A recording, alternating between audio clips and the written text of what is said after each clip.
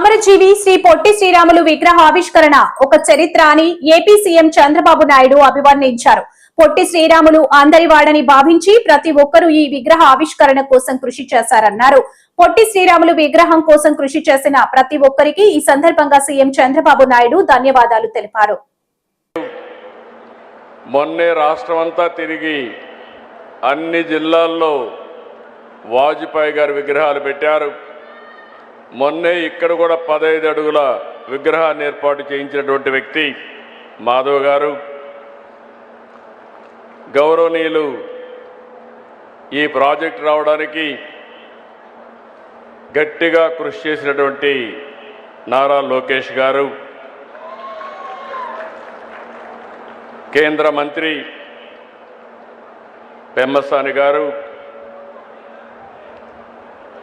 గౌరవ శాసనసభ్యులు శ్రావణ్ కుమార్ గారు, సహచర మంత్రివర్గ సభ్యులు నాదెళ్ల మనోహర్ గారు, కందుల దుర్గేశం గారు, సబిత గారు, నారాయణ గారు, టీజీ భరత్ గారు,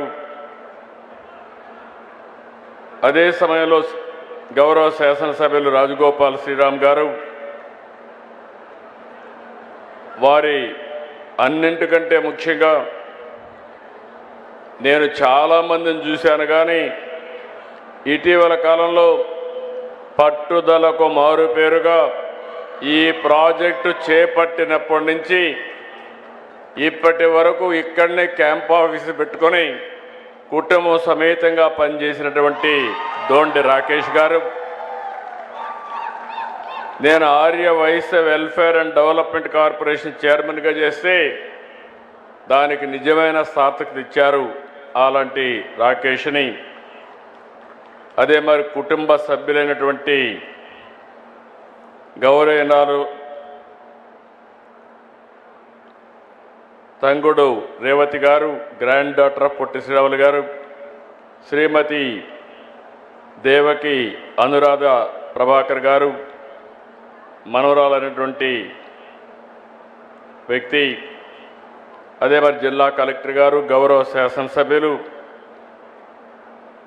బివిఎన్ రావు గారు, ఇలాంటి చాలామంది మిమ్మల్ని చూస్తే నేను ఎప్పుడూ చెప్తా ఉంటాను, స్ఫూర్తికి మారు పేరు త్యాగాలు. ఏదైనా దానం చేయాలంటే మొట్టమొదటి దానాలు చేసే కమ్యూనిటీ ఆర్యవైశ్య సంఘం. ఆ స్ఫూర్తిని నిలబెట్టుకున్నటువంటి దాతలందరికీ ఈరోజు పొట్టి శ్రీరాములు గారంటే ఒకే కులం వ్యక్తి కాదు, అందరి వాడనే ఉద్దేశంతో ప్రతి ఒక్కరూ ముందుకొచ్చి ఈ విగ్రహం కోసం కృషి చేశారు. కృషి చేసిన ప్రతి ఒక్కరికి మనస్ఫూర్తిగా నమస్కారాలు, అభినందనలు, శుభాభినందనలు. ఈరోజు ఒక చరిత్ర, ఆ చరిత్ర ఈరోజు మనం ఒకసారి చూస్తే మొట్టమొదటిసారిగా ఆంధ్ర రాష్ట్ర సాధకులు అమరజీవి పొట్టి శ్రీరాములు గారి జయంతి సందర్భంగా నివాళులర్పిస్తూ సభను ప్రారంభించుకుందాం. మీ అందరి ఉత్సాహం చూసా, వచ్చినప్పటి నుంచి ఇప్పటికి కూడా ఎంత ఉత్సాహంగా ఉన్నారంటే మీ పట్టుదల చూస్తే నాకు చాలా ఆనందంగా ఉంది. అలాంటి మీ అందరికీ నమస్కారాలు. ఈరోజు విగ్రహం చూసాం, 58 అడుగులు, 58 రోజులు, ఇంకొక 48 అడుగులు ఎత్తు పెట్టారు, అంటే 106 అడుగుల ఎత్తు. దానిపైన ఎక్కి చూస్తే మొత్తం రాజధాని అంతా కనపడుస్తూ ఉంది. నాకు మళ్ళీ ఒక ఆలోచన వచ్చింది, ఇప్పుడు పైనెక్కి చూస్తేనే ఇంత బాగా కనపడుస్తుంది, రేపు రాజధాని పూర్తయితే ఎంత బాగుంటుందో అనే ఆలోచన రేకెత్తిచ్చే విధంగా ఆ హైట్ పెట్టారు. ఇంకొక పక్కన 125వ జయంతి, అరుదైన అనుభవం. నేను ఒకటే, ఇప్పుడే మిత్రులందరూ చెప్పారు, లోకేష్ గారు కూడా దానికి ముందుకు వచ్చి అప్పుడు చేశారు.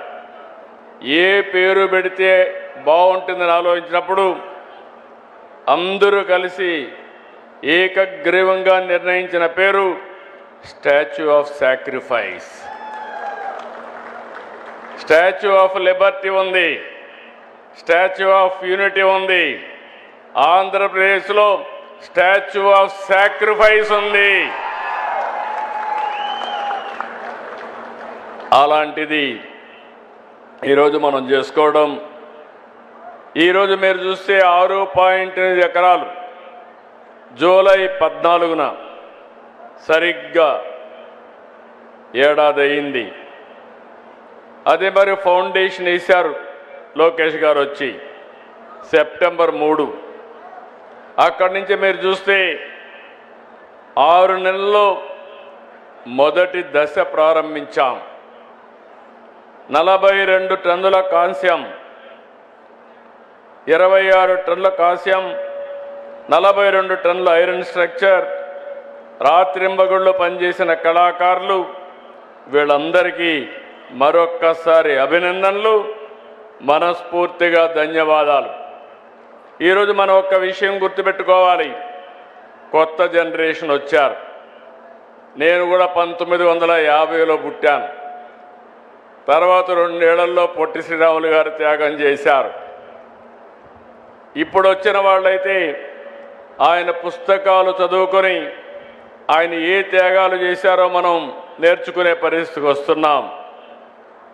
ఆ రోజు మద్రాస్ ఉమ్మడి రాష్ట్రం.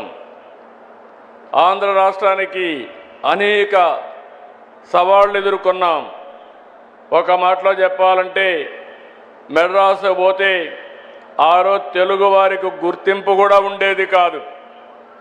అలాంటి పరిస్థితిలో స్వాతంత్రం కోసం పోరాడినప్పుడు పొట్టి శ్రీరాములు గారు గాంధీజీ నాయకత్వంలో పనిచేయడం, అనేక రకాలైనటువంటి సామాజిక ఉద్యమాల్లో భాగస్వాములయ్యారు.